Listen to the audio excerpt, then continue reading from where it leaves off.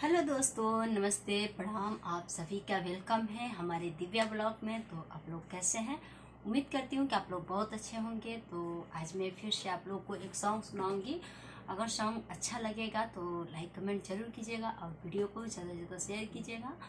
और उम्मीद करती हूँ कि आप लोग को बहुत अच्छा लगेगा, क्योंकि आप लोग बहुत ज़्यादा प्यार आशीर्वाद देते हैं हमें। और आइए मैं आप लोग को सॉन्ग सुनाती हूँ। सॉन्ग बहुत अच्छा है और कमेंट करना बिल्कुल ना भूलिएगा।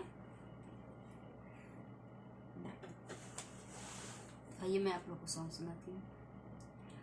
बड़े सावर सुनार देखे में बवाल लागेला। बड़े सावर सुनार देखे में बवाल लागेला। हमरा सैया के जुल्फिया तो कमाल लागेला। हमरा सैया के जुल्फिया तो कमाल लागेला। हमरा सैया के जुल्फिया। तो ये मेरे गाने का मुखड़ा था और आप लोग को अंतरा सुनाऊंगी। और उम्मीद करती हूँ कि आप लोग को सॉन्ग अच्छा लगेगा, क्योंकि अच्छा सॉन्ग है। तो आइए मैं आप लोग को अंतरा सुना रही हूँ। बाटे मीठी बोलिया पिया पातर छरहर हो। नीक लागे चश्मा डाली चले ले डगर हो।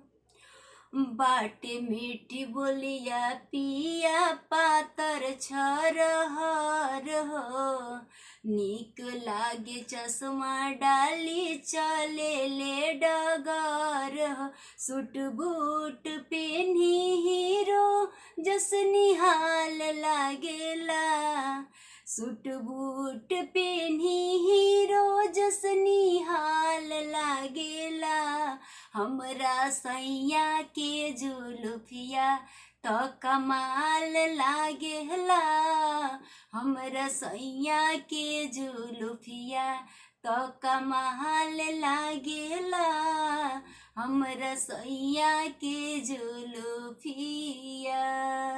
बड़े सावर सुनार देखे में कमाल लागेला।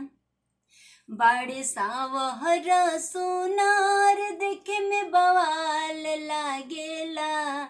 हमरा सैया के जुल्फिया तो कमाल लागेला। हमरा सैया के जुल्फिया तो कमाल लागेला। हमरा सैया के जुल्फिया। तो आप लोग देखिए और सुनिए और कमेंट करके जरूर बताइए मेरा सॉन्ग कैसा लगा। और फिर से मिलूंगी आप लोग के साथ अगली वीडियो में। तब तक के लिए बाय बाय।